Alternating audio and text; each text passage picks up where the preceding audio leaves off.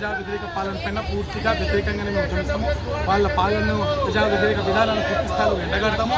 Party కూడా దానికి అనుకూలంగానే ఖచ్చితంగా నిర్ణయం తీసుకుంటుంది.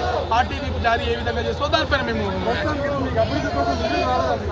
రాష్ట్ర ప్రభుత్వం నుంచి కూడా చాలా పెద్ద మొత్తంలో నిధులు పూర్తి స్థాయిలో రాష్ట్ర ప్రభుత్వము ప్రాపర్టీ బిల్డింగ్ ప్రాపర్టీ ట్యాక్స్ కట్టాల్సిన డబ్బులు రాష్ట్రానికి గుండుస్తున్నా, స్టేట్ ఫైనాన్షియల్ కమిషన్ ట్యాక్స్ నుంచి పడుతున్నా, మోటార్ వెహికల్ ట్యాక్స్ గుండుస్తున్నా, ప్రొఫెషనల్ ట్యాక్స్ వచ్చింది అంతంత మాత్రము.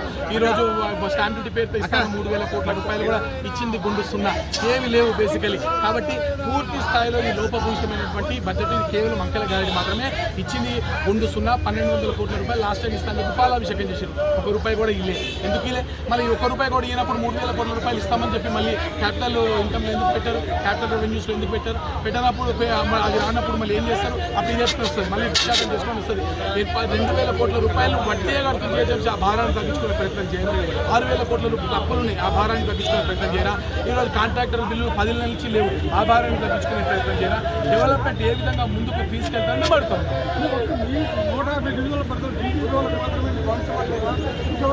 అందరి పరిస్థితి జిహెచ్ఎంసీ కాంగ్రెస్ పార్టీలో కూడా చెప్పుకోలేకపోతున్నారు, ఏడుస్తున్నారు. అందరి పరిస్థితి ఇదే, దౌర్భాగ్యమైన పరిస్థితులు జిహెచ్ఎంసీలో. మేము పూర్తి స్థాయిలో చర్చ జరపాలని మేము డిమాండ్ చేస్తున్నాం. వారు చర్చ చేయడానికి చర్చ జరపకుండా పారిపోతే మీ సమక్షంలో మేము చర్చ చేయడానికి సిద్ధంగా ఉన్నాం. మీ అందరూ కూడా సహకరించాలని మేము కోరుతాము.